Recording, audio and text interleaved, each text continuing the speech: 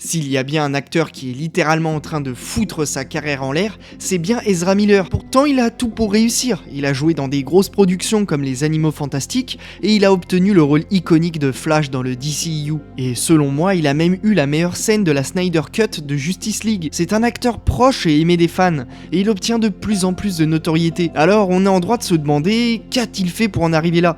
Pourquoi Ezra Miller est sur la pente descendante à Hollywood ?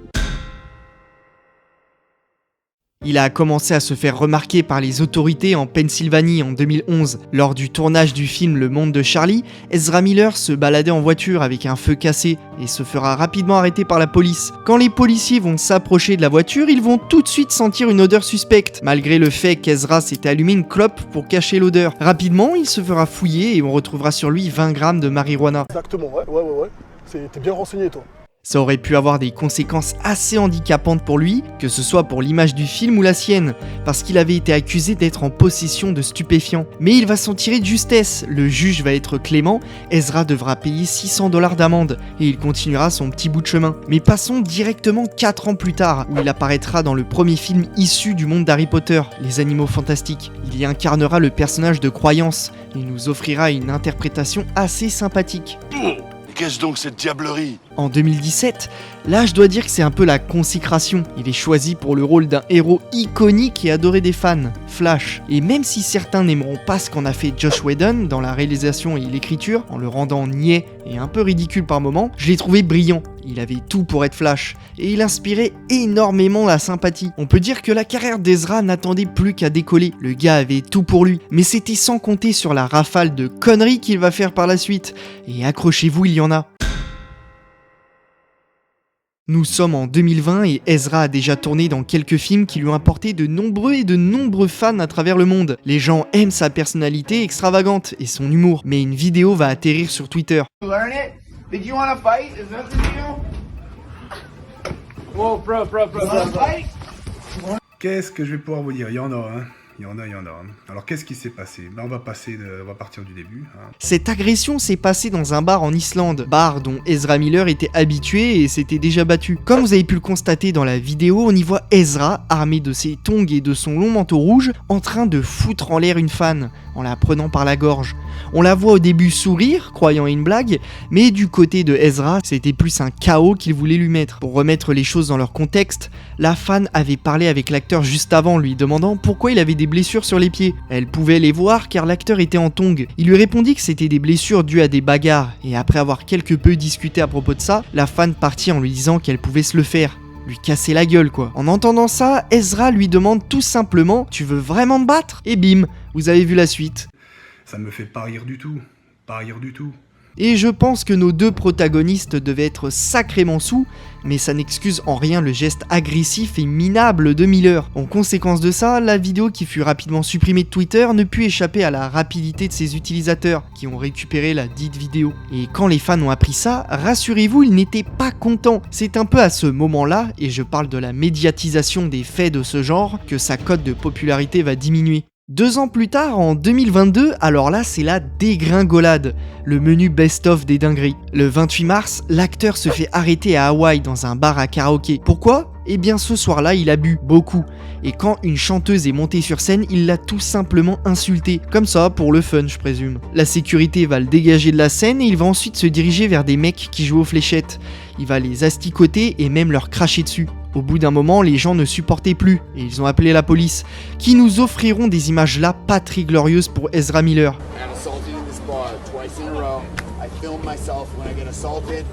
For NFT crypto art. What's your name? What's your badge number? Tell me your name and your badge number. Mikey. Ezra. Tu te calmes. Central 131. I'm being arrested for disorderly conduct. Yeah. I was assaulted in this right? Okay. Ne t'inquiète pas, ça va bien se passer. Ne t'inquiète pas. My 9th Amendment rights to not be unlawfully persecuted for a crime of no designation. Hey, you just touched my penis. Please don't do that. I'm not transgender, non-binary. I don't want to be searched by a man. I'm transgender, non-binary, and I don't want to be searched by a man. I'm sorry. I'm not a sir. I'm transgender, non-binary. Oh, God!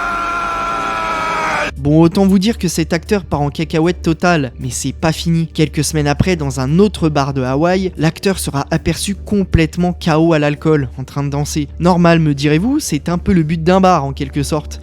Bon, pas jusqu'au point de se mettre une mine, mais vous voyez ce que je veux dire. Ce soir-là, Ezra va s'embrouiller avec des gens et lancer une chaise en plein dans la face d'une femme, et ça lui laissera une entaille sur le front. Évidemment, Ezra se fera encore une fois arrêter.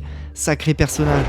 De tout ce que j'ai lu de mal sur l'acteur, ce qui va suivre est sûrement la cerise sur le gâteau. En juin 2022, une ordonnance de protection va être émise par les parents d'une jeune fille. Cette fille, du nom de Tokata, serait manipulée depuis ses 12 ans par l'acteur, qui à l'époque en avait 23. Elle avait connu Miller lors d'une manifestation de soutien au Sioux du Dakota en 2016, et dès lors ils furent inséparables. Ezra lui payait énormément de choses, prenant soin d'elle sous l'œil des parents qui voyaient une personne fortunée et influente s'occuper d'elle. Peut-être était-ce une chance pour eux, mais plus les années passèrent, plus Tokata semblait changer aux yeux de ses parents. Ils avaient de moins en moins contact avec elle et ne s'entendaient plus. Selon la famille de la présumée victime, Ezra userait de violence, d'intimidation, de peur et surtout de drogue pour qu'elle soit toujours auprès de lui. L'enfant aurait été souvent vu avec des bleus et dans un état pitoyable. Et étonnamment, Dakota conteste absolument tous les dires de ses parents. En parallèle, une autre famille du Massachusetts va obtenir également une ordonnance, mais cette fois de prévention de harcèlement contre Ezra Miller. Il les aurait menacés à plusieurs reprises et serait dangereusement proche du petit garçon qu'il trouvait mature pour son âge et dont il aimait le style. Trop c'est trop. On peut pas accepter. Hein? On peut pas accepter ça. La mère déclarera que Miller considérait l'enfant comme un être mystique et qu'il aurait de la chance d'être son guide.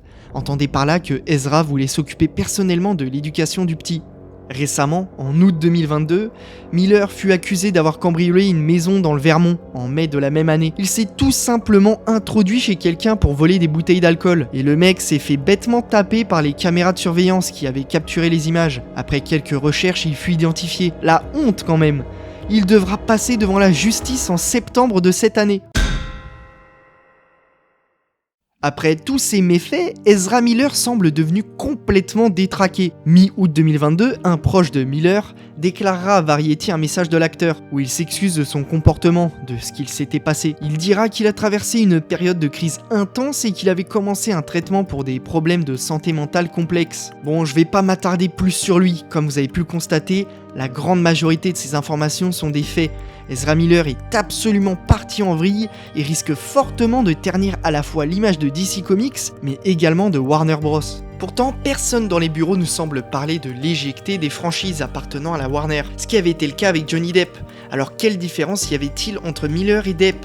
Il met en danger la sortie d'un film, au coût de production énorme, et on sait qu'aujourd'hui l'opinion publique a énormément d'influence sur Hollywood. Alors que va-t-il se passer ? Eh bien, tout récemment, des projections de test du film The Flash ont eu lieu, et ce fut très encourageant. Ezra Miller s'est entretenu avec les nouveaux dirigeants de la Warner et s'est sincèrement excusé, et a promis de changer. La vidéo est maintenant terminée, j'espère qu'elle vous a plu. N'hésitez pas à émettre votre avis dans les commentaires, likez la vidéo si vous l'avez aimée, et abonnez-vous à la chaîne pour ne rien rater. De belles choses vont arriver. Et au fait, t'as ton ticket ?